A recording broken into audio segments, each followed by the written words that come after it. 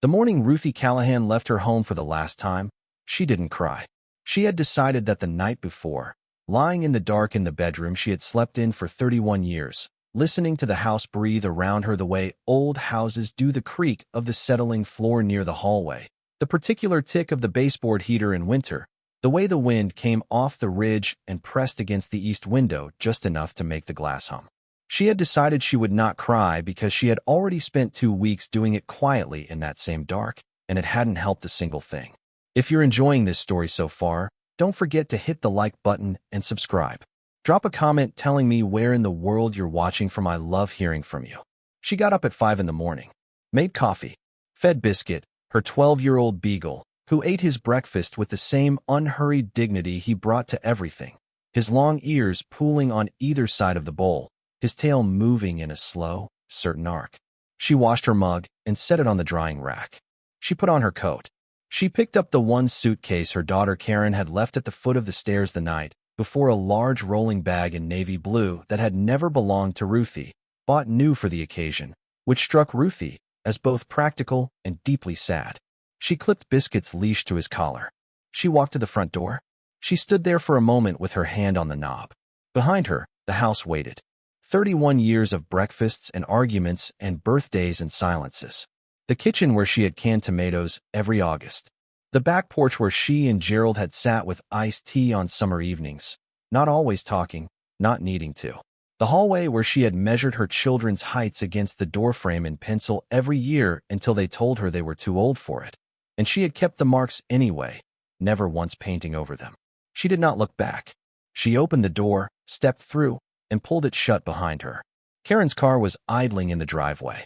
Her son-in-law, Dennis, sat in the driver's seat looking at his phone. Karen stood beside the passenger door with her arms crossed against the November cold, her breath making small clouds in the gray morning air. She looked at her mother's suitcase, then at Biscuit, then at her mother's face.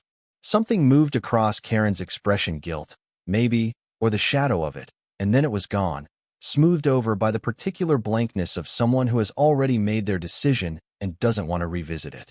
"I've packed everything you'll need for a few weeks," Karen said. "The rest of your things will be in storage until we sort out the arrangements." Ruthie had been a librarian for 38 years. She knew the weight of words, the way language could be arranged to mean one thing on the surface and something else entirely underneath. Arrangements. Sort out. A few weeks. She recognized the architecture of a promise that was not a promise. "What arrangements?" she said. "We've been over this, Mom. I'd like to hear it again." Karen exhaled. "The house needs to go on the market. It's sitting on nearly 2 acres and property values have gone up considerably. The estate attorney says the smartest move is to liquidate now while the market is favorable. We take the proceeds, set up a fund for your care needs, and find you something appropriate. A nice community, somewhere with activities, with people your age." "I am 74 years old," Ruthie said. "I am not an arrangement to be made." Dennis looked up from his phone. Karen said, quietly, "We are trying to help you. You are trying to sell my house. It was Dad's house too, and Dad is gone, and the taxes alone. I know what the taxes are, Karen. I have been paying them. You've been paying them with the savings, and the savings have a bottom. I've run the numbers." Karen's voice went careful, the way it always did when she was about to say something she'd rehearsed. "This is the responsible choice. For everyone." Ruthie looked at her daughter. She had Karen's eyes, her own eyes, dark and steady, and she could see in them the thing Karen would not say out loud, that this was also the convenient choice, the choice that required the least from her children going forward, the choice that filed Ruthie away somewhere manageable. She did not argue. There was nothing left to argue about. The attorney had been called, the listings had been drafted, and the suitcase was already in the car. She put Biscuit in the back seat and got in beside him. Biscuit climbed into her lap, turned once, and settled with his chin on her knee. She put her hand on his back. She did not look at the house as they drove away. Her name was Ruth Eleanor Callahan, though no one had called her Ruth in 40 years. She had been Ruthie to her husband, to her colleagues at the library, to the patrons who had been coming to the Hester County Public Library since the 1980s and knew her by name and by sight, and by the particular way she had of finding them exactly the book they needed even when they couldn't describe what they were looking for. She had been born in a small town 2 counties east of the one she'd spent most of her life in. the daughter of a grain farmer, and a woman who kept an extraordinary garden and taught Sunday school until her hands were too stiff to hold the chalk. Ruthie had grown up with dirt under her fingernails and the smell of old books in her hair, two things she had carried with her into adulthood without embarrassment. She had married Gerald Callahan at 27, late for that era and for that place, because she had wanted to finish her library science degree first, and Gerald had been patient enough to wait. He was a quiet man, an electrician by trade, who read westerns and history books and had an honest laugh that came from somewhere deep in his chest. They had been a good match the way some people simply are not without friction, not without the ordinary wear of a long life together, but fundamentally suited, the way two pieces of furniture in a room can make the room feel right just by being in it together. They had two children. Karen, the eldest, who had her mother's precision and her father's stubbornness and had gone into finance and married Dennis and lived in a house with rooms she used for storage. And Michael, the younger, who had moved to the Pacific Northwest 15 years ago and called on holidays and birthdays and had not flown home since Gerald's funeral 3 years prior, which Ruthie understood and had not entirely forgiven. Gerald died on a Tuesday in February, quickly, which the doctor said was a mercy and which Ruthie supposed was true, though it left her with the strange grief of someone who had not been given time to say the things she meant to say. She spent the first year learning how to be alone in the house. The second year, she had mostly learned it. The third year, her children began to make arrangements. The first sign had been subtle. Karen had started calling more frequently, which felt like attention until Ruthie noticed that most of the calls circled back to the same subjects. The upkeep of the property taxes, the cost of the utility bills, the impracticality of a 74-year-old woman managing 2 acres of land and a 4-bedroom house alone. Ruthie had answered these observations with the patience she had applied to 38 years of questions from library patrons who did not know what they were looking for. She was fine. The house was fine. She had a lawn service for the heavy work, and she managed the rest herself. Then Dennis had visited in September, without Karen, which had never happened before in 11 years of marriage. He had walked the property with his phone out, pausing at the edges of the back field to take photographs. He had asked about the well and the septic system and the age of the roof with the manner of a man doing a very light appraisal. Ruthie had answered his questions and made him lunch and watched him drive away with the particular feeling of having missed something important without being able to say what it was. 2 weeks later, Karen had called with the attorney on the line. Ruthie thought about all of this in the back seat of Dennis's car with Biscuit warm and solid in her lap and the town going past the window. She thought about the pencil marks on the doorframe and the garden her mother had taught her to keep and the stack of library books on her nightstand that she had not finished and that were now, presumably, in a box in storage somewhere. She did not cry. She had decided. Karen took her to a motel on the edge of town. Not the Hester Arms, which was the nice one near the square, but the budget comfort on Route 11, which had a parking lot full of 18-wheelers and a room that smelled like carpet cleaner and window air conditioning even in November. It had a non-refundable pet deposit of $40, which Karen paid without comment. "This is just until we get the arrangements sorted," Karen said, setting the suitcase inside the door. "A few weeks at most. I'll call you." Ruthie looked at the room. 2 double beds and a particle board dresser and a television mounted too high on the wall. Biscuit sat beside her feet and looked up at her with his liquid brown eyes. "Karen," she said. "Mom, I know this isn't, how much is in the savings account?" Karen hesitated. "It doesn't matter what's in the savings account. The point is how much. 14,000, give or take." Ruthie nodded slowly. "And the property, what are they listing it for?" "We're starting at $350,000. Ruthie said it plainly, the way you say a thing when you need to hear how it sounds out loud. "And you're putting me in a motel. The motel is temporary. I told you. You told me a great many things." Ruthie looked at her daughter. "I'd like to know something honestly. When you say a few weeks, what does that mean to you?" Karen looked at the suitcase. At the door. At her own hands. "It means what it means, Mom. Until we sort things out." Ruthie had spent 38 years learning to hear what people meant when they said what they said. She heard it now clearly enough. "All right," she said. "Thank you for the ride." Karen lingered for a moment, then kissed her mother on the cheek with the precise pressure of someone performing an obligation, and left. The door swung shut. The room was very quiet. Biscuit padded to the nearer bed, put his front paws on the edge, and looked at her. "I know," Ruthie said. "Come on, then." She lifted him up. He turned once, lay down, and put his head on her knee.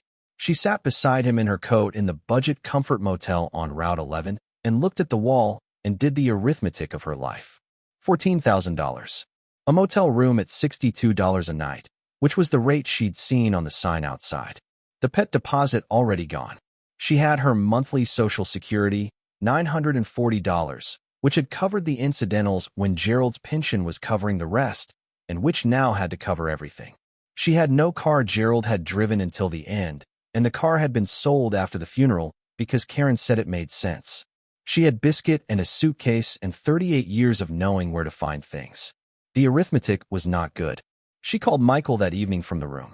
He answered on the third ring, the way he always did, and she could hear in the background the particular ambient sound of his life out there, the Pacific Coast wind, a dog barking in the distance, the sound of a household running without her in it. "Mom," he said. "Karen called me." "What did she say?" A pause. "She said the house was going on the market, that you were being set up somewhere comfortable while the details got sorted." "I'm at the Budget Comfort on Route 11. Do you know what that is?" Another pause. Longer. "Mom, I'm not calling to make you feel badly, Michael. I just wanted you to know what comfortable looks like." He was quiet for a long moment. She could hear him breathing. "Is there anything I can do?" She thought about it honestly. "I don't think there is right now. I'll figure something out. I always do." "Mom, I'll call you when I have something to report. Get some rest." She hung up and sat with the phone in her hands. Biscuit had fallen asleep against her hip. She could hear the diesel engine of a truck idling in the parking lot, and somewhere down the row of rooms, a television with the volume too high. She opened the drawer in the nightstand because it was habit, 38 years of being curious, of looking for what was there. The drawer had a Gideon Bible and a takeout menu for a pizza place that had, based on the menu design, probably closed in 2011. She took out the Bible and set it on the bed beside her, not to read, just to have something solid nearby. Then she opened the suitcase. Karen had packed efficiently. 5 days of clothes, her medications in a labeled organizer, her reading glasses, her phone charger, and a folder of documents, Social Security card, insurance information, Gerald's death certificate, the deed to the house with a paper-clipped sticky note that read "Copy keep for records." Ruthie looked at the deed for a long time. The house at 44 Ridge Path, Hester County. Gerald's name and her name side by side in the original recorded document from 1993. Gerald Raymond Callahan and Ruth Eleanor Callahan. The paper was the particular cream color of old official documents, and it smelled faintly like the filing cabinets at the library. She folded it carefully and put it in her purse. She wasn't sure why. Something told her to keep it close. She lasted 11 days at the Budget Comfort before the arithmetic made the decision for her. The motel had charged a cleaning fee she hadn't anticipated, and Biscuit had had a bad night on day 6, and she'd had to call the emergency vet 2 towns over and take a cab there and back, which had cost her more than she wanted to think about. Biscuit was fine, a stomach upset. Nothing serious, but the cab and the vet bill together had taken a significant piece of what she'd been carefully rationing. Karen had not called.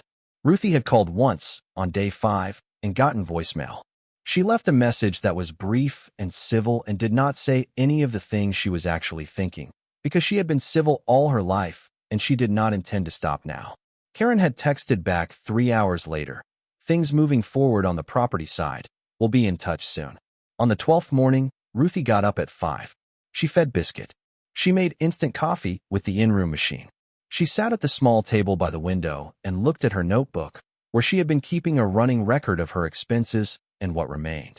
Then she put on her coat, clipped Biscuit's leash, and walked 2 blocks to the Hester County Public Library. She had not been inside since her retirement 6 years ago. The building looked smaller than she remembered, or perhaps she had grown into the habit of remembering it as something larger, the way you do with places that held a long portion of your life. She pushed open the glass door and stood in the foyer. The smell hit her immediately, that particular combination of paper and binding glue and climate-controlled air that she had breathed for 38 years, and that meant, to some deep part of her, home. The young woman at the reference desk looked up. She was maybe 30, with a neat dark braid and reading glasses pushed up on her forehead, and she looked at Ruthie with the polite attention of someone who had not yet recognized her. "Can I help you?" "I hope so," Ruthie said. "I used to work here. I'm looking for property records specifically, anything unusual listed in the county. Cheap, neglected, maybe rural. Something that's been sitting." The young woman's expression shifted into the particular alert curiosity of a librarian who has been given an interesting problem to solve. "I'm Diane," she said. "Let me see what we've got." Diane was thorough.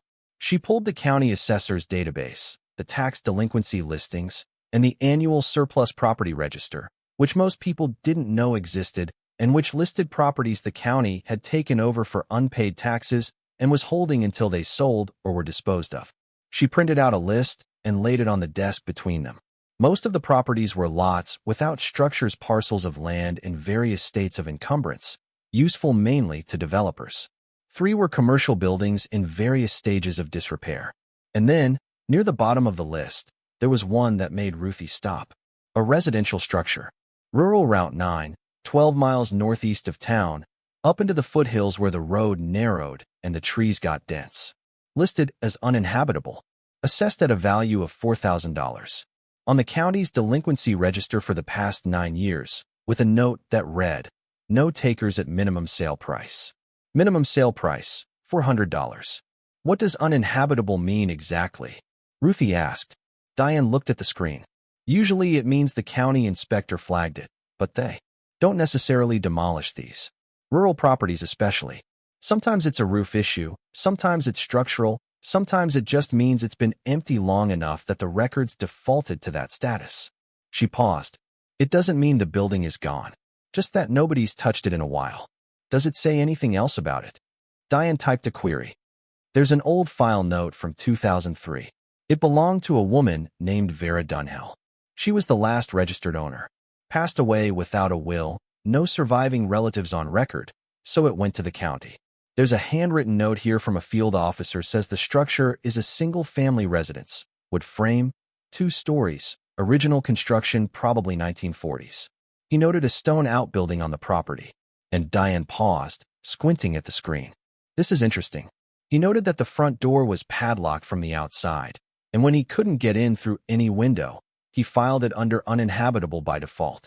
It says, quote, appears structurally intact from exterior assessment." Ruthie looked at the listing. 12 miles northeast. A house that no one had been inside in over 20 years. A door padlocked shut. "Can I see it?" she said. "You'd need to contact the county properties office. But technically, anyone can request a viewing of a listed surplus property. You just need to fill out a form." Ruthie looked at Biscuit, who had settled politely under the desk and was watching the interaction with his chin on his paws. She looked at the listing again. $400. She had made harder decisions than this with less information and on fewer hours of sleep. "Can you print me the form?" she said. The county properties office was staffed that morning by a man named Earl Pickett who had the weathered patience of someone who had been processing paperwork for a long time and had stopped being surprised by any of it. He took Ruthie's completed form, looked at the property number, and pulled up the file with the slow certainty of a person who knows exactly where things are. "Dunhill Place," he said, more to himself than to her. "Yeah, that one's been sitting. You looking to acquire or just view?" "View first," Ruthie said. "Then decide. You got a car?" "No." He looked at her over his reading glasses. Then he looked at Biscuit. "I've got a site visit scheduled out that direction this afternoon anyway. I can take you by, save us both a trip." He shrugged. "Not much to look at, probably. But it's still standing, last I knew." Earl Pickett drove a county truck that smelled like coffee and WD-40, and he was the kind of man who filled silences with information rather than conversation, which Ruthie appreciated. He told her, on the drive out, that the Dunhill property had been on the surplus register since 2004, that the county had tried to auction it twice, and both times it hadn't cleared the minimum, that the woman who had owned it, Vera Dunhill, had lived there alone for the last 20-some years of her life after her husband passed, and hadn't had much contact with anyone in town by the end. "Did she have children?" Ruthie asked. "Not that turned up. She had a nephew somewhere county try to track him down for the estate, but couldn't locate him. Some kind of falling out, from what folks said. She was the type that kept to herself." "What was she like? Do you know?" Earl thought about it with the honest deliberateness of someone who doesn't say things he doesn't mean. Stubborn. That's what I heard. The kind of woman who does things her own way and doesn't explain herself. He paused. People said she had a lot going on up at that property. Projects, always projects. But nobody went up there much, so nobody knew what they were. The road narrowed after the 9-mile mark, dropping down to a single lane between steep embankments overgrown with blackberry cane and stands of young birch. At 12 miles, Earl turned off onto a gravel track that cut uphill through a stand of old-growth fir. The trees closed in on both sides, and the light changed, going from the flat November gray of the county road to something more amber and diffuse, filtered through the canopy. Biscuit sat up on the seat beside Ruthie and put his nose to the gap in the window. The house appeared when the track leveled off at the top of a rise. It was wood frame, 2 stories, just as the field officer's note had said. White paint that had gone gray and was pulling away from the boards in long strips. A covered front porch that sagged on the left side, but held on the right. 6/6 windows, the glass intact as far as she could tell. A chimney of dry stacked river stone rising from the right side of the roof, which was missing some shingles but was not collapsed. To the left, set back from the house by maybe 30 yards, was the stone outbuilding, smaller, solid, with a door of weathered planks. And on the front door, exactly as the field officer had noted, a padlock. Iron, heavy, rusted to the color of old blood, hanging on a latch that looked as though it had been installed specifically for the purpose of keeping that door shut. Ruthie got out of the truck. The November air up here was sharper than in town. It had a resinous quality, pine and cold water, and the particular cleanness of elevation. Biscuit jumped down beside her and stood with his head up, reading the air. She walked to the porch. The steps held her weight. The boards on the right side of the porch were soft, but not rotten through. She stood at the front door and looked at the padlock. It was large and old, but it was not the lock of a condemned building. It was a lock someone had put there deliberately, with intention, as if they were securing something they meant to come back to. She put her hand on it. The iron was cold and rough with rust, and did not move. Earl came up beside her. See what I mean? Can't get in the front. There's a back door that was standing open when the assessor came out in '03, but it's been boarded up since. The windows are intact, which is unusual for a place this old and empty. Ruthie walked the perimeter.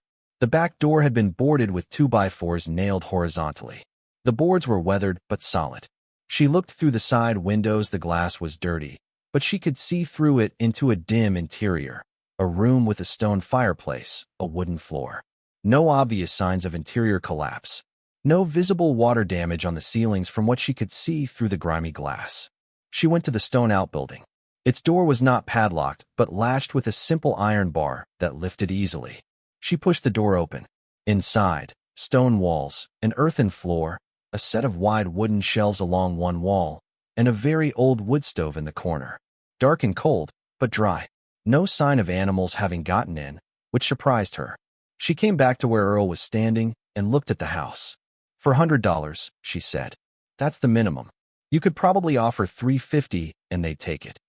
She looked at the padlocked front door, at the windows with their intact glass, at the stone chimney that was still standing, at Biscuit, who had gone to the edge of the property and was investigating something in the underbrush with calm professional interest. The well, she said. Is there a well? Earl pointed to a stone cap 20 yards to the east of the house. Hand pump was working as of the last site visit. 3 years ago, maybe 4. Ruthie nodded. She stood very still for a moment looking at the house. She was thinking about the padlock, about the field officer's note that said it appeared structurally intact, about what Diane had told her. The front door was padlocked from the outside, not from the inside, from the outside. Someone had locked this house the way you lock something you intend to come back to. Someone had secured it, deliberately and with care, before they were gone. She was thinking about a woman named Vera Dunhill who had kept to herself and always had projects, and whose door was padlocked shut, and who had died without anyone to leave things to. She was thinking about what might still be inside. I'd like to make an offer, she said. $375. Earl looked at her. He looked at the house. He looked at Biscuit, who had returned from the underbrush and was sitting beside Ruthie's feet with the regal self-possession of a dog who has assessed the situation and found it acceptable. You understand the property is listed uninhabitable, he said. You'd be taking it as is. No county warranty, no representation of condition. I understand. And you're 70-something, alone, no car, with a dog, in November. That is an accurate summary, yes. Earl was quiet for a moment. Then he said, "There's a key, by the way." Ruthie looked at him. "For the padlock.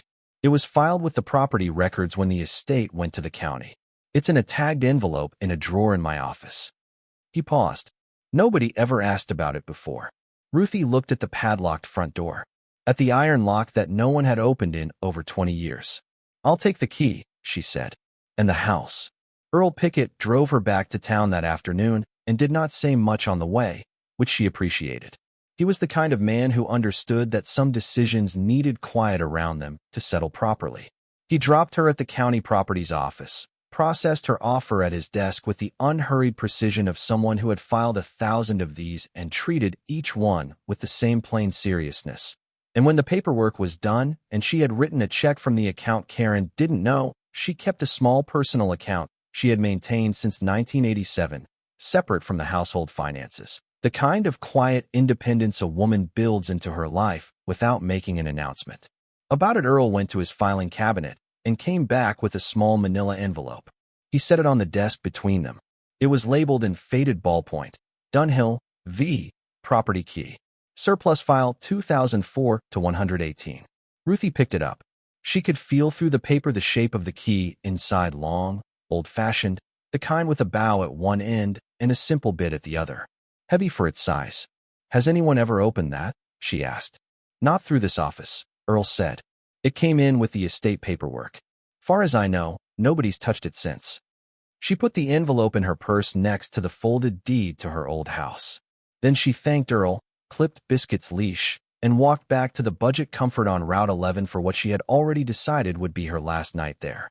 She spent that evening making a list. It was what she did when things were uncertain. She had been making lists since she was a girl helping her mother plan the garden, since she was a new librarian figuring out how to reorganize the periodicals section, since Gerald had gotten his first serious diagnosis, and she had needed to think in an organized way about things she didn't want to think about at all. Lists were how she moved from feeling overwhelmed to feeling like someone with a plan. The list had 2 columns. What she had, what she needed, what she had, the house and property, now legally hers. The key, Biscuit, her suitcase and its contents, her reading glasses, her medications, her phone, the small personal savings account, which held $11,422 after the property purchase, and the vet bill and 11 nights at the motel. Her Social Security, her library card, which she kept out of habit and which had expired 2 years ago, but which she still carried because it had her photograph on it from 2018, and she liked the person looking back at her from that photo, a woman who knew where she was going. What she needed, a way to get to the property. Basic supplies to make the house survivable while she assessed it. A plan for the padlock. She looked at the envelope on the nightstand. She already had the plan for the padlock. The next morning, she called a cab, the same driver who had taken her to the emergency vet, a man named Terrence who had a sensible car and no opinion about other people's choices, which she valued, and asked him to drive her to a hardware store and then out to rural Route 9. Terrence helped her carry the supplies without being asked to: a bag of dog food, a box of candles, 2 gallons of water, a box of matches, a hand torch, a basic toolkit she found on clearance for $18, a bag of rice, a bag of lentils, a tin of coffee, and a wool blanket that was marked down because it had a small moth hole near one corner, which did not bother her at all. She had him drop her at the end of the gravel track. She paid him, thanked him, and watched his car turn back toward town. Then she put the supply bag over one shoulder, picked up the suitcase, and started up the track. It was colder than the day before. The sky had gone the flat white of impending weather, and the air smelled like it. Biscuit walked beside her on his leash, his nose down, reading the track with professional thoroughness. He was 12 years old, and his muzzle had gone fully white, and he moved with the considered pace of a dog who had learned that haste rarely improved anything, and Ruthie matched him stride for stride. The house appeared at the top of the rise, exactly as it had the day before. In the flat winter light, it looked even more austere than it had in the afternoon. The gray boards, the sagging left side of the porch, the empty windows like closed eyes. But Ruthie was a librarian. She had spent 38 years looking past the condition of things to find what was actually inside them. She looked at this house the same way. She set down her bags on the porch. She took the manila envelope from her purse and opened it. The key slid out into her palm. It was iron, heavy, for inches long, with a simple round bow and a two-step bit. It was the kind of key that had been made to last, by someone who expected the thing it locked to be locked for a long time. She looked at the padlock. She looked at the key. She put the key in the lock. It did not turn. She tried again, applying gentle pressure in both directions. The lock was stiff with rust and age. She could feel the mechanism resisting. She reached into her supply bag and found the small can of WD-40 she had bought at the hardware store, more out of instinct than planning, and sprayed it into the keyhole and around the shackle and waited. She waited a full 5 minutes, because she had learned in 38 years that patience was not the absence of urgency, but the intelligent management of it. Biscuit sat beside her and waited too. She tried the key again. The lock turned. Not smoothly, it ground and caught, and she had to apply a steady, even pressure that left a red mark across her palm, but it turned, and the shackle pulled free with a sound like something exhaling after a very long time. Ruthie stood with the open padlock in her hand. She looked at the door. The door was wooden, solid, with an old-fashioned knob that had gone green with oxidation. She put her hand on the knob and turned it and pushed. The door opened.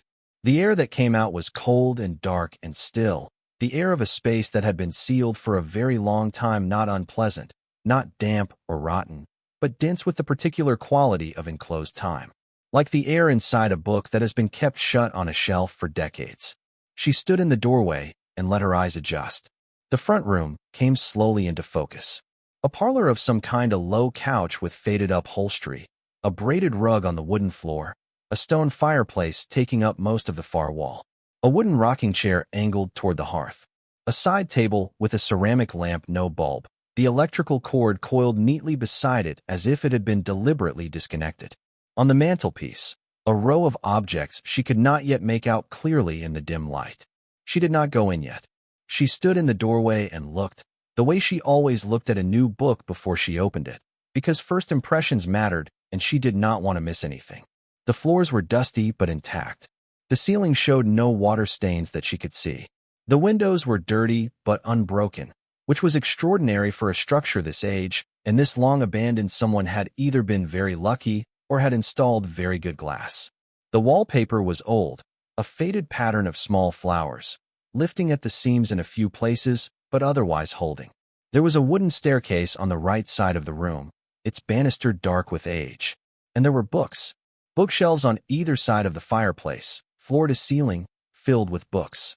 She could not read the spines in this light, but she could see the shapes of them, the varying heights and widths of a serious, accumulated collection, the kind that is built over a long life by someone who reads with intention.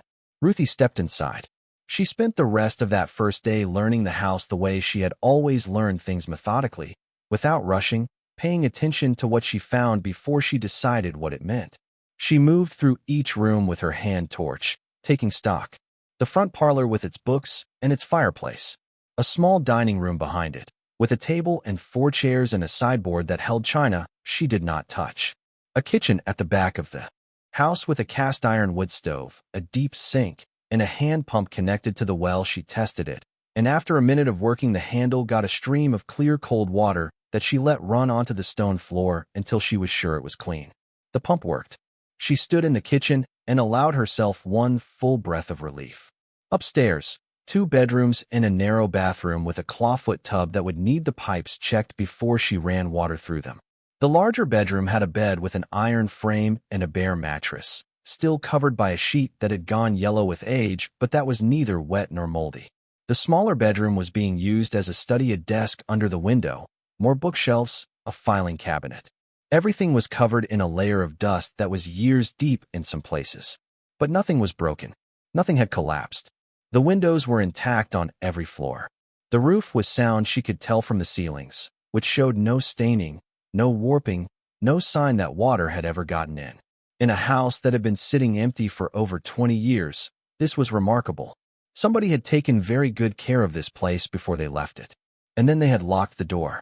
She lit a fire in the kitchen wood stove that evening. The flue drew well, which meant the chimney was clear, and she fed Biscuit and heated water for instant coffee and sat at Vera Dunhill's kitchen table in the light of 2 candles and thought about what she had found. The supplies she'd brought would last her 5 or 6 days if she was careful. The hand pump gave her water. The wood stove gave her heat and a way to cook. Once she found wood, there was a stack of split logs in the stone outbuilding, dry and well-seasoned, which told her something about how recently someone had been tending to this place, or at least how well it had been prepared before it was sealed. She had light by candle and by hand torch. She had shelter. She had, for the first time in 3 weeks, for walls and a roof that belonged to her. She was not comfortable, but she was not afraid. Biscuit slept in her lap while she sat at the table, and she looked around the kitchen in the candlelight and thought about Vera Dunhill, a woman who had kept to herself, who always had projects, who had died without anyone to leave things to, or perhaps without anyone willing to be found. She thought about the padlock, applied from the outside, with intention, a key filed with the county records rather than thrown away. A house so carefully maintained before being sealed that it had sat 20-some years and lost not a single pane of glass. Vera Dunhill had not been abandoning this house. She had been preserving it. The question Ruthie could not yet answer was, for what? She slept in the iron-framed bed upstairs under the yellow sheet, in her wool blanket and her coat, with Biscuit curled at her feet and the wood stove's warmth rising through the floor from below. She slept better than she had in 3 weeks. In the morning she began to work. She had been a librarian, not a laborer, but she was the daughter of a farmer, and she had kept a house and a garden for 31 years, and she was not afraid of physical work. She started with the kitchen, because the kitchen was the heart of a house, and she had learned that early from her mother, who had always said you could tell everything you needed to know about people from the state of their kitchen. Vera Dunhill's kitchen told her things. The wood stove was a good one, a large cast-iron range from what she judged to be the 1960s or early 1970s, well-maintained and still solid. The deep sink was soapstone, original to the house, the kind of sink that would outlast everyone who ever stood at it. The shelves held canning jars, empty and clean, neatly arranged by size. The drawers held utensils, practical ones, nothing fancy, a good paring knife, a solid wooden spoon, a can opener, a set of measures. No clutter, no sentiment on the kitchen surfaces, only what was needed, cleanly kept. She swept. She wiped down every surface with water and a rag she found folded under the sink. She organized what was already there. She stacked her own supplies on a shelf and noted what she would need when she could get back to town. She worked steadily and without hurry, the way she had always worked, and by mid-morning the kitchen looked less like a preserved artifact and more like a room someone was living in. Then she went to the bookshelves. She had been holding herself back from them since she arrived, because she knew herself well enough to know that if she started on the books, she would lose track of everything else. But the kitchen was done, and the fire was built up, and Biscuit was asleep in a patch of pale winter sun that came through the parlor window, and she let herself go to the shelves. The collection was extraordinary. Not large by institutional standards, 4 shelves on each side of the fireplace, perhaps 300 volumes in total, but chosen with a precision and range that told her immediately that Vera Dunhill had been a serious reader. History, natural science, botany especially, with multiple volumes on native plants of the Pacific Northwest and the Appalachian Highlands, and several field guides with handwritten annotations in the margins. Art history, 3 shelves of fiction, organized not alphabetically but, as far as Ruthie could tell, thematically, books about isolation grouped together, books about inheritance, books about women who built things. Poetry, more than she expected. And on the bottom shelf of the right-hand case, a section that was different from the rest. Not books, but journals, a dozen or more composition notebooks, their covers in various colors, their spines marked in small, precise. Constructed this deliberately and with skill. She went down carefully, one hand on the wall, her torch lighting the way. 6 steps. At the bottom, she stood up. The chamber. It was larger than the diagram had suggested, or perhaps it only seemed so because she had not expected it. Roughly 12 feet by 16, with walls of fitted limestone and a ceiling of heavy timber beams that supported the floor above. Dry, completely dry, which in a stone room sunk into a hillside was an achievement that required careful drainage work. A shelf unit along one wall, wooden, well-made. A workbench against the opposite wall with tools hung above it on a pegboard, hand tools, a variety of them, well cared for. A wooden stool. And on the shelves in the bench, and in careful stacks along the far wall, things. She moved closer with the torch. On the shelves, wrapped in cloth, and then in wax paper, and then in cloth again, packages. She unwrapped the nearest one carefully. Inside was a painting small, perhaps 8 by 10 inches, in a frame that was simple but clearly old, the wood dark with age and the joinery hand-cut. The canvas was intact, the paint vivid even in the torchlight, a landscape, mountains, and a river, in the style of the early American painters she recognized from the art history books on Vera Dunhill's shelves. She set it down and unwrapped another. Another painting, larger, a portrait this time. And another. She counted 12 paintings on that shelf alone, each one wrapped with the same careful layering, each one intact. On the workbench, under a piece of oilcloth, she found a tray of smaller objects. Pottery pieces of it, some whole and some fragments, each one labeled in Vera Dunhill's small handwriting on a strip of tape. Native American, Pacific Northwest. Attributed, circa 1400 to 1600. And beside the pottery, a wooden box, hinged, the lid carved with a simple repeating pattern. She opened it. Inside were documents. Old ones. Letters, she thought at first. But when she looked more carefully, she saw that some were deeds, property deeds, handwritten, from the 1800s. And beneath the deeds, a document in a language she could not immediately read, French, she thought, or perhaps a dialect of it on paper that was very old and very fragile, stored in a protective sleeve of what appeared to be archival film. She stood in the chamber with her torch and looked at the shelves, at the paintings, at the pottery, at the wooden box, at the stacks along the far wall that she had not yet examined, at the ceiling with its heavy beams and the walls with their fitted limestone and the floor that was clean-swept stone, dry as a library. Vera Dunhill had built this room. She had built it with her hands, by herself, in secret.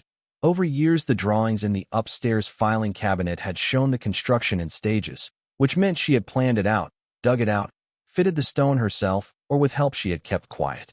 And she had filled it with things. Carefully chosen, carefully wrapped, carefully labeled things. And she had sealed the house above it, and given the key to the county, and died without a will. Ruthie stood in the chamber for a long time with the torchlight steady in her hand. She was 74 years old, and she had been a librarian for 38 years, and she had spent her life learning to understand what she was looking at before she decided what to do about it. She was doing that now. This was not a hoard. It was not the random accumulation of an eccentric. It was a collection organized, preserved, labeled, cared for. And it had been hidden, deliberately, in a room that only someone very determined would ever find.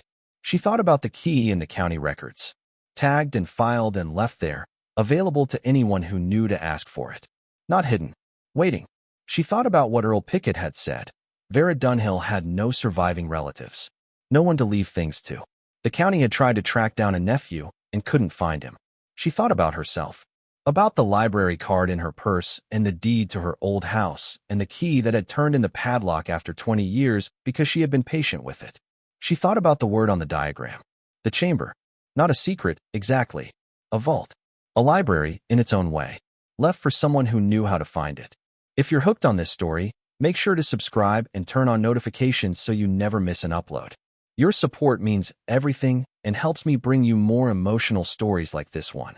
She went back up the stairs. She closed the door in the wall. She swung the bookshelf back into place and heard the catch settle. She stood in the parlor in the winter afternoon light and looked at the shelves of books and the rocking chair and the photograph on the mantelpiece. Then she went to the journals. She took the earliest one, 1971, and brought it to the rocking chair and sat down. Biscuit came and lay at her feet. She opened the journal. Vera Dunhill's handwriting was small and precise, and she wrote the way she built things with care and without waste. The first entry was dated March 14, 1971, and it began not with an explanation of who she was or why she was writing, but with a practical observation about the drainage on the north side of the property and what she intended to do about it. This was, Ruthie recognized immediately, the journal of a person who lived in her hands as much as in her head. She read for 2 hours. What she learned, in those 2 hours, was this: Vera Dunhill had come to this house in 1968, 3 years before the first journal entry. After a marriage that the journals treated with the same practical brevity as the drainage it had failed, it was done. She had moved on. She had purchased the property for what was apparently a very small sum from an estate sale. Handwriting with dates. The earliest she could see, 1971. The latest, 2002. She did not open them. Not yet. That felt like something that required more than curiosity, it required intention, and she did not yet know enough to understand what she was looking for. She stood back from the shelves and looked at the room, at the rocking chair angled toward the hearth, at the objects on the mantelpiece that she had only half seen yesterday in the dim light, and that she now examined properly in the daylight that came through the clean-enough windows. A ceramic bowl, blue-glazed, handmade. She could see the fingerprint impressions in the clay at the base. A smooth river stone the size of her fist, pale gray, placed with a care that suggested it was not decorative but significant. A small framed photograph. She picked this up carefully. Black and white, slightly out of focus the way photographs from inexpensive cameras in the 1950s often were. A woman, middle-aged perhaps, standing in front of this house. She recognized the porch, the same porch, with the same covered overhang, holding something in her arms. Ruthie squinted. A bundle of something. Plants, perhaps, or papers. The woman was not smiling, but her expression was not stern either. She was looking slightly off camera, her attention on something beyond the frame, and she had the look of a person who is deeply occupied with something important. Ruthie set the photograph back on the mantelpiece. She thought about what Earl Pickett had said. She always had projects, but nobody went up there much, so nobody knew what they were. She went to the filing cabinet in the upstairs study. It was unlocked. For drawers, each filled with folders organized in the same precise handwriting that labeled the journal spines. Property records, receipts, correspondence, neatly bundled and rubber-banded. A folder labeled garden seeds, and another labeled stone work, and another, thicker than the others, labeled simply underneath. Ruthie pulled the underneath folder and sat at the desk. Inside were hand-drawn diagrams. Precise, careful, done in pencil on grid paper, annotated in the same small handwriting. They appeared to be floor plans, but not of the house. The dimensions were wrong, the shapes too irregular for rooms. One diagram showed a rectangular space roughly 10 feet by 14, with a notation at one corner, stone foundation, original 1943. Another showed what appeared to be a descending staircase, with measurements beside each tread. There were 6 treads noted, and at the bottom, the diagram opened into a space labeled only with 2 words, the chamber. Ruthie looked at the diagrams for a long time. Then she looked at the floor. The parlor floor was hardwood wide plank oak, original to the house, running east to west. She had walked it twice without paying particular attention to it, but now she went back down the stairs and stood in the parlor and looked at it properly. In the northeast corner of the room, near the base of the bookshelves, the floorboards ran in a slightly different direction. Only slightly a casual glance would never catch it. But Ruthie had spent 38 years noticing the details of things, the places where something didn't quite fit with what surrounded it, the small disruptions in pattern that meant something had been changed or added or hidden. She knelt on the floor. She ran her hand along the boards. They were solid, but the grain was different here, newer wood, or at least differently aged, and when she pressed, the boards gave the faintest suggestion of flex that the rest of the floor did not. She looked at the bookshelves. The right-hand case, the one with the journals. She looked at it from the side, and she saw what she had not noticed before, that it was not attached to the wall. Most built-in shelving sat flush against the wall and was fixed to the studs. This shelf had a 1/4-inch gap along the back edge, not much, but consistent along the entire height of the case. She put both hands on the right side of the shelf and pulled, gently. It swung. Not fully, it caught after about 4 inches, and she realized it was on a pivot, probably set into the floor at the base. But it moved. There was a hinge somewhere on the left side, old iron, and the whole unit was designed to swing out from the right, like a door, if you knew how to release it. She looked along the left edge of the shelf. Midway up, behind the row of botany books, her fingers found a small iron catch, a simple mechanism, a bar that dropped into a bracket. She lifted it and pulled again. The shelf swung open fully, and behind it was a door. Not the padlocked front door. A different door entirely flush with the floor, low and narrow, set into the wall at the base where the shelving had concealed it. It had a simple iron handle and no lock, but it had been closed so snugly into its frame that it would have been invisible even without the bookshelf in front of it.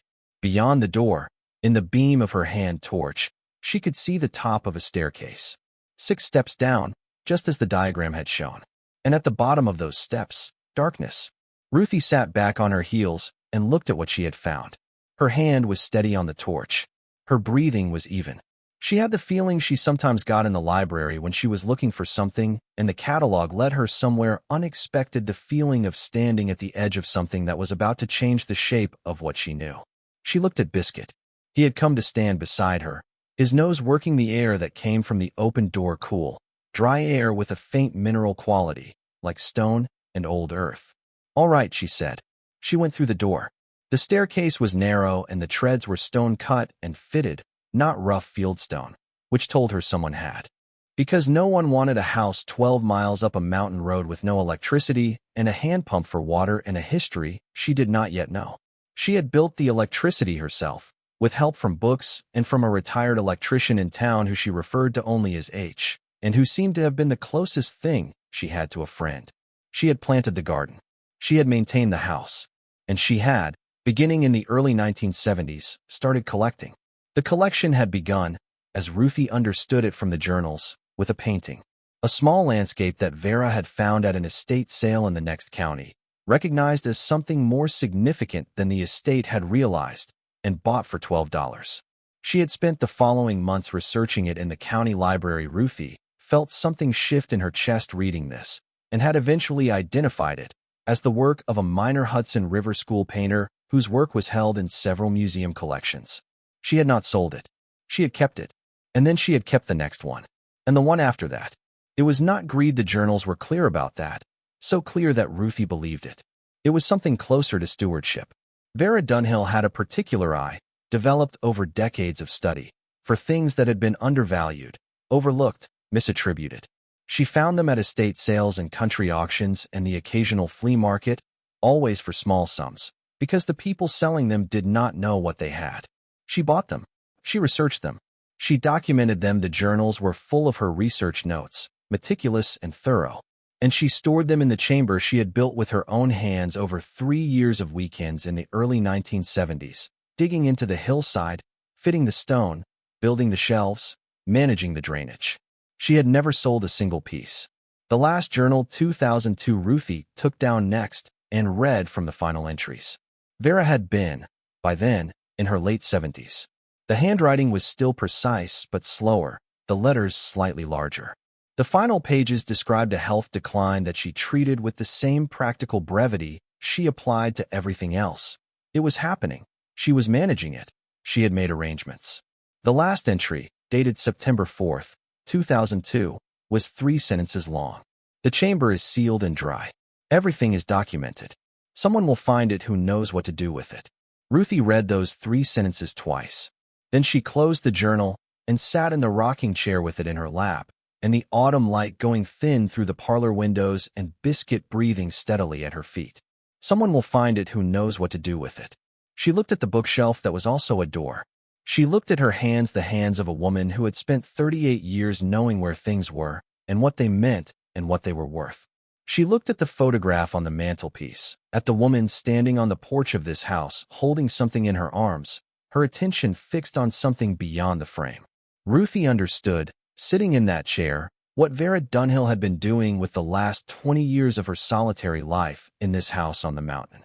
She had been building a collection that the world had not yet been given a chance to value properly. She had been waiting for someone with the patience and the knowledge to find it and do right by it. She had not left it to a nephew who couldn't be found. She had not left it to the county. She had locked the door and given the key to a filing cabinet and trusted that whoever finally came to that house and thought to ask about the key would be someone worth trusting with what was inside. It was, Ruthie thought, the most extraordinary act of faith in a stranger she had ever encountered. She sat with it for a while longer. Then she got up, put the kettle on the wood stove, and began to think about what came next. She had no phone signal at the house. She had checked on the first day and found nothing. She would need to get back to town. She would need to be careful about who she spoke to and in what order, because she understood enough to know that what was in that chamber required expert assessment before it required anything else. The paintings, the pottery, the documents. These were not things to carry into a pawn shop or list on the internet. These were things that required people who knew what they were looking at. She was a librarian. She knew how to find people who knew what they were looking at. She also knew, sitting at Vera Dunhill's kitchen table with a cup of instant coffee going warm between her hands, that her daughter Karen did not know where she was. Karen thought she was in a motel on Route 11. Karen was selling her house. She thought about that for a while. She thought about the $350,000 Karen had mentioned. She thought about the $14,000 in savings Karen had mentioned. She thought about the arrangements being made on her behalf while she sat 12 miles up a mountain road in a dead woman's kitchen with a beagle at her feet in a chamber full of things she did not yet fully understand. She did not call Karen. She would find her way to town in the morning. She had a list to make. She had work to do. She lit a second candle against the failing light, took out her notebook, and began. She walked down the mountain the next morning before the light had fully settled into the valley.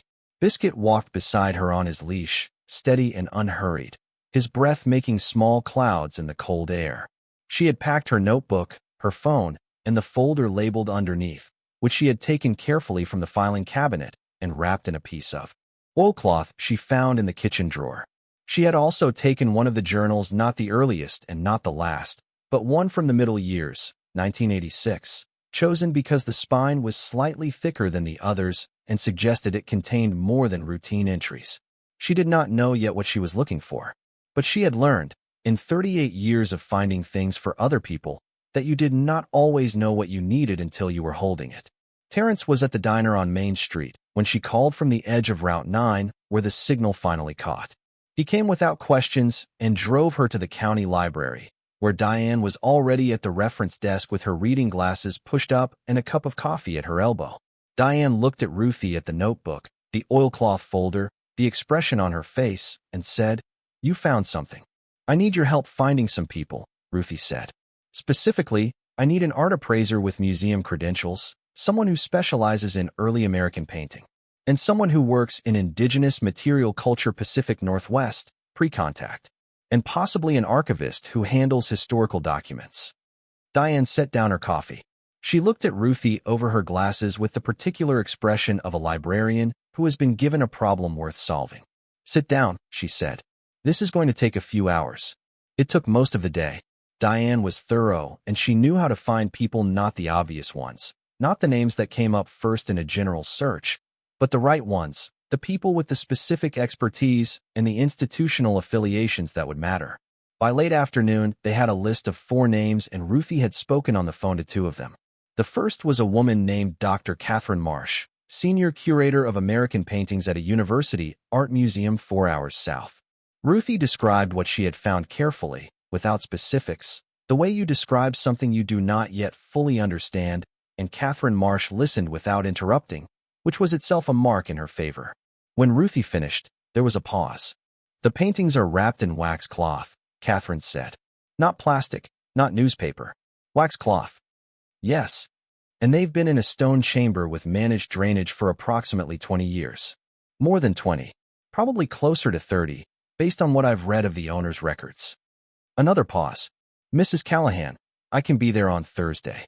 The second call was to a man named Professor Alan Sethi at a state university 2 hours east, who taught material culture of the Pacific Northwest Indigenous nations and had published 3 books on pre-contact ceramics.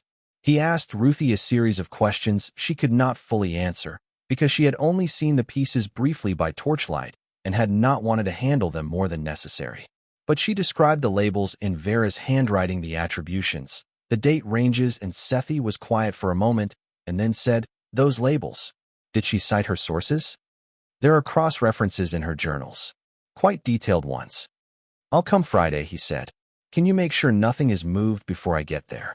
She told them both that she would be in contact to arrange access, and she hung up and sat for a moment at the library table with her hands flat on the surface, the way she used to sit when she had found what a patron needed and felt the satisfaction of it settle. Diane brought her a cup of tea without being asked. "What are you going to do?" she said. "Keep working," Ruthie said. There's more in those journals that I haven't read yet, and I need to understand the documents before the archivist comes. And the house. You're staying there? Ruthie wrapped her hands around the tea. It's my house, she said simply. She got Terrence to drive her back up the mountain that evening with more supplies, a proper oil lamp from the hardware store, additional candles, a bag of firewood as a supplement to the outdoor stack, more food, and a wool hat she bought at the general goods store on the corner because the cold in the upstairs bedroom collected near the windows in a way she had not anticipated. She also bought a spiral notebook and 3 pens, because her first notebook was already half full. Over the following days she read. She read Vera Dunhill's journals the way she had always read, not quickly but completely, not skipping ahead but following the line of the thing from beginning to end, because she knew from experience that what mattered was usually not the dramatic entries, but the accumulation of ordinary ones. The drama revealed itself when you had enough context to understand it. What the journals revealed, over 8 days of reading by lamplight in the rocking chair while Biscuit slept at her feet and the wood stove kept the parlor warm, was a life of extraordinary quiet purpose. Vera Dunhill had been born in 1924, the daughter of a timberman and a woman who had studied art in Boston before marriage made that a memory. The mother had passed her specific capacity to look at something and understand its value beyond its price to her daughter, along with a frustration at the way beautiful and significant things were routinely underestimated by people who should have known better. Vera had never had the institutional opportunities her talent deserved. She had no formal training. She had no connections to the art world or the academic world or any world that valued what she could see. She had a sharp mind, a lifetime of self-education, and a house 12 miles up a mountain road. So she had done it herself.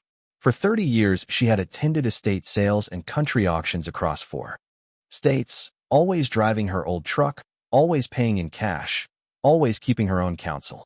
She had developed, over those decades, a network of contacts, not friends exactly, but correspondents, people in various fields who would answer a specific question if you asked it precisely enough and demonstrated that you knew what you were asking about. The journals were full of these exchanges, quoted from memory or from letters she had apparently kept somewhere that Ruthie had not yet found. The paintings, 12 in total, acquired between 1971 and 1998. 3 were definitively attributed in Vera's research to named artists of the Hudson River School.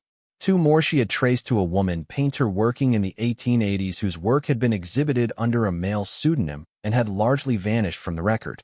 The remaining 7 she had documented as unknowns, but had cross-referenced to auction records and exhibition catalogs with the patience of someone building an argument that would outlast them. The pottery, 23 pieces, acquired from estate sales in Oregon and Washington state over 15 years. Each one traced with the same methodical patience, provenance researched, cultural origin documented, comparable pieces in institutional collections identified and noted.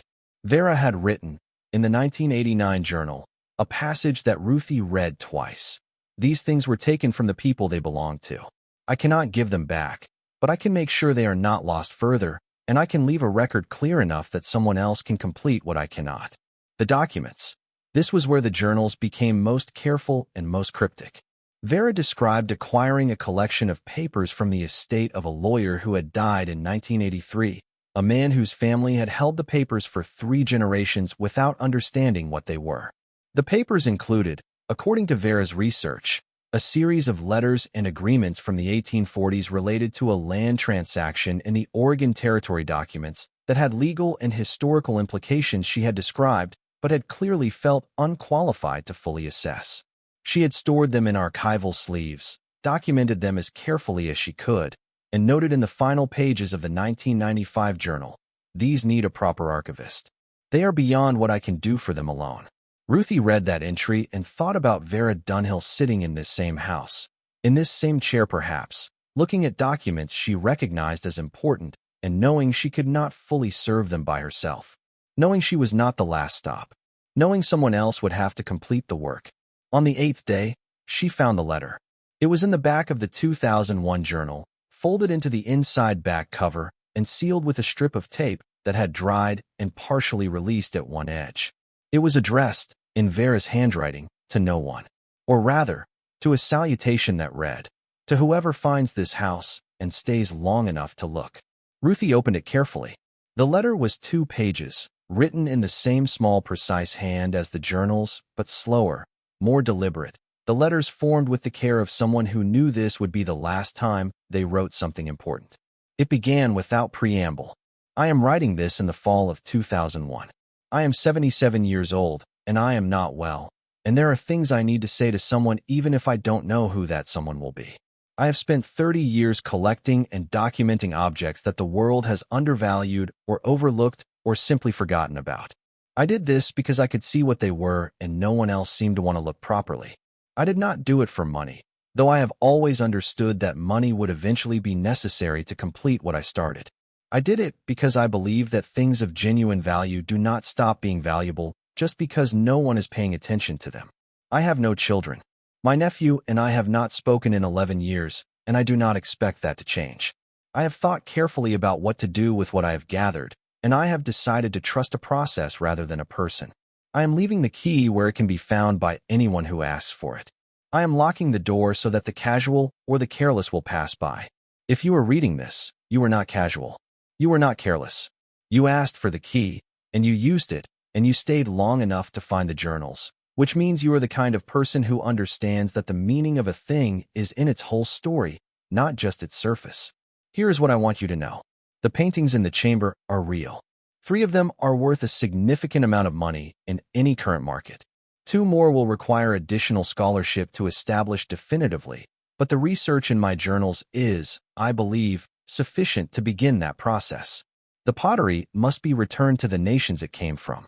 I have documented provenance carefully enough that tribal cultural offices will be able to verify the origins. I do not want these pieces sold. I want them home. This is not negotiable. The documents are complicated, and I am sorry for that. I believe the Oregon papers are significant in ways I have not been fully able to determine. I have done what I could.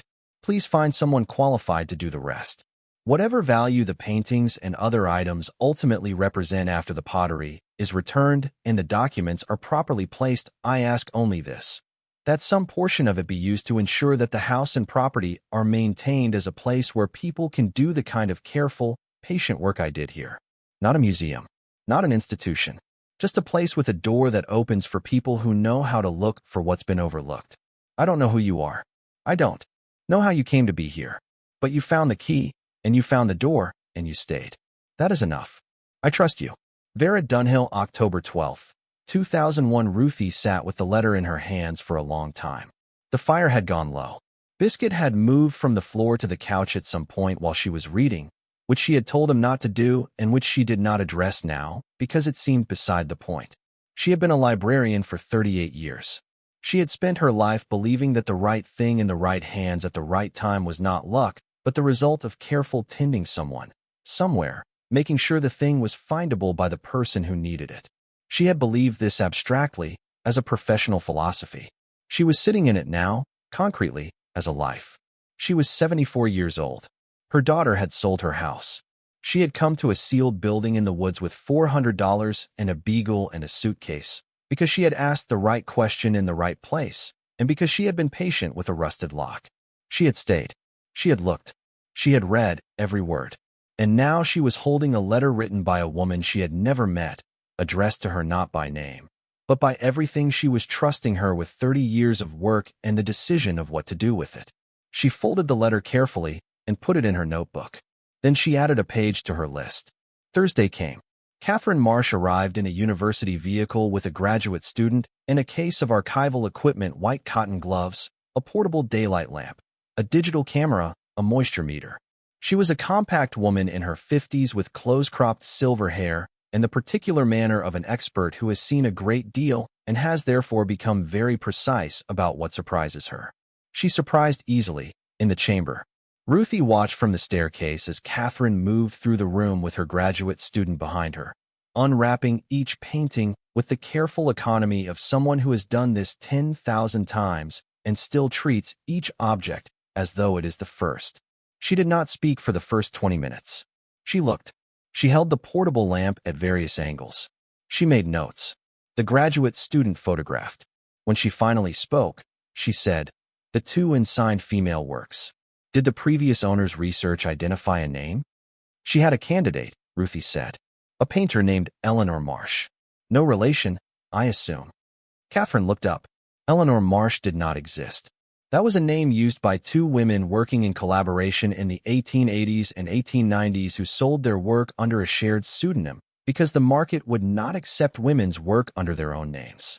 Their actual identities have been partially reconstructed by scholarship in the last 15 years, but there are significant gaps.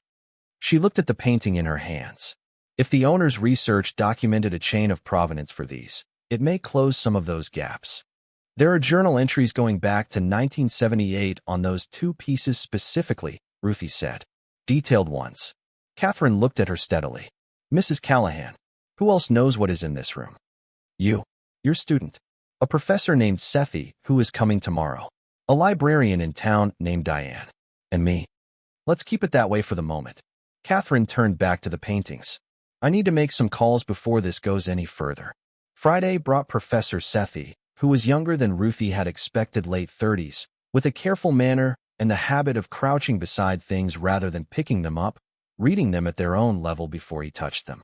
He spent 4 hours in the chamber with the pottery. When he came up for lunch, he sat at Vera's kitchen table and looked at the bowl of soup Ruthie had made, and then looked at Ruthie. The documentation, he said. In the journals. The provenance chains for the ceramic pieces. Yes. How complete are they? Complete enough that she could identify comparable pieces in 4 institutional collections by catalog number. She corresponded with at least one tribal cultural officer in the late 1980s, though she never disclosed what she had. There are copies of the letters. Sethi was quiet for a moment. There are families who have been looking for specific pieces for decades. Some of these he stopped. I need to contact the relevant tribal nations before anything else happens here. This is the priority. Everything else waits. I agree, Ruthie said.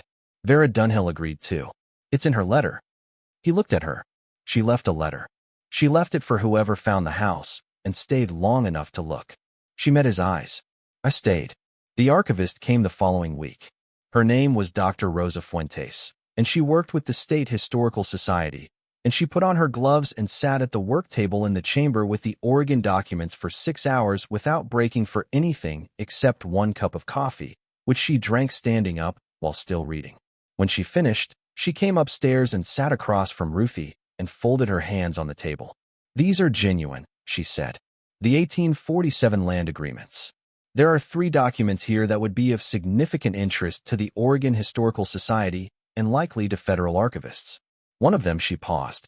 One of them appears to be a copy, made in the 1840s, of an agreement between a territorial representative and a tribal leader that was subsequently denied to have ever existed. There has been litigation about this. Ongoing litigation, actually. Ruthie looked at her. What does that mean for the document? It means it has legal implications beyond its historical value. It means I need to involve people above my level before I can tell you what happens next. Rosa looked at her steadily. It also means that this document, in the wrong hands, could disappear very quickly. I want you to understand that. I understand it, Ruthie said. What do you need from me? Time. And your word that nothing leaves this room until we've established a proper chain of custody. You have both. By the 3rd week of December, the house on the mountain had become, quietly and without announcement, the center of a careful and serious process involving 4 institutions, 2 federal agencies that Rosa Fuentes had contacted through channels she did not fully explain, and 3 tribal nations whose cultural officers had spoken with Professor Sethi and had then spoken with Ruthie directly. 2 of them on the phone, and 1 a woman named Margaret who drove up the mountain road in a truck and sat in Vera Dunhill's kitchen and drank tea and looked around the room with an expression Ruthie recognized as the look of someone taking careful account of everything in person. Margaret had looked at the journal entries Vera had written about the pottery. She had looked at the labels and Vera's handwriting on each piece. She had looked at the letter. Then she had looked at Ruthie. She knew these weren't hers to keep, Margaret said. She knew, Ruthie said. She kept them safe until they could go home. Margaret was quiet for a moment. Then she said, "What are you going to do with this place?"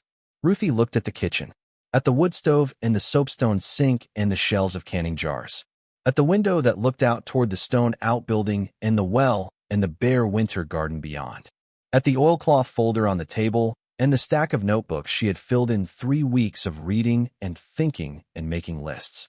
Vera left instructions, she said. I intend to follow them. Margaret nodded slowly. She looked at Biscuit, who was asleep on the kitchen floor with his chin on his paws. She looked at the rocking chair visible through the parlor doorway. She waited a long time for the right person, Margaret said. She was patient, Ruthie said. She believed in the process. Did it work? Ruthie looked at the letter in her notebook. At her own hands on the table, the hands of a woman who had been a librarian for 38 years and who had been handed a suitcase and a motel key by her own daughter and who had used what she knew to find what no one else had known to look for. I think it did, she said. Karen called on a Thursday in mid-December. The number showed on Ruthie's screen, and Ruthie looked at it for 2 rings before she answered. Mom. Karen's voice had a quality Ruthie recognized: careful, managed, the voice of someone who has prepared what they're going to say. I've been trying to reach you. The motel said you checked out 3 weeks ago. Where are you? I'm at home, Ruthie said. A pause. What does that mean? It means I found a house. It's mine. I'm in it. Mom, the property on Ridge Path sold, I assume? A shorter pause. Closing is next week. Mom, I was going to call you. There were complications with the estate attorney and Karen. Ruthie's voice was even, the way it had been on the morning she left.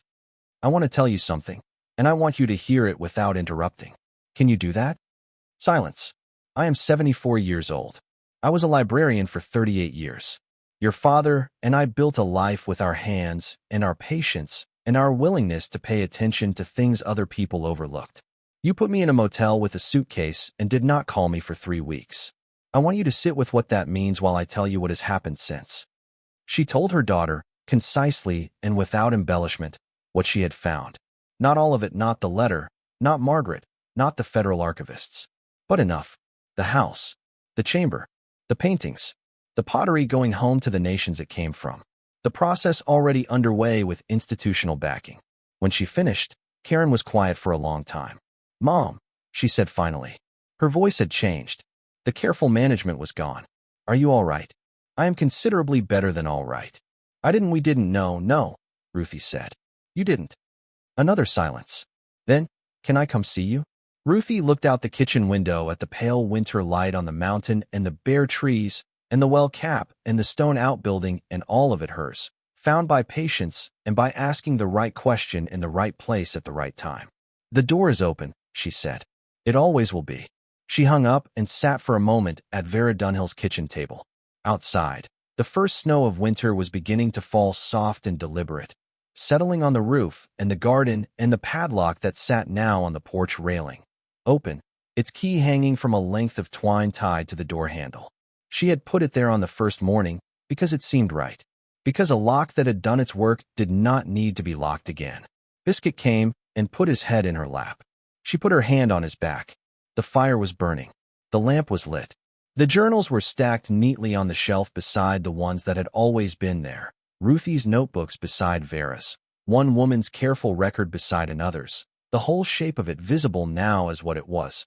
Not an ending and not a beginning, but a long continuous act of paying attention to what the world had overlooked and deciding, quietly and without asking permission, to do something about it. She was 74 years old. She had a house in the woods, and a beagle, and a chamber full of things that were about to find their way back into the light. She had a letter from a woman she had never met that told her she was exactly who she was supposed to be. She picked up her notebook. She turned to a fresh page. She began to write. Thank you so much for watching until the end. If you love this story, check out the other videos on your screen now. I think you'll really enjoy them. And don't forget to subscribe if you haven't already.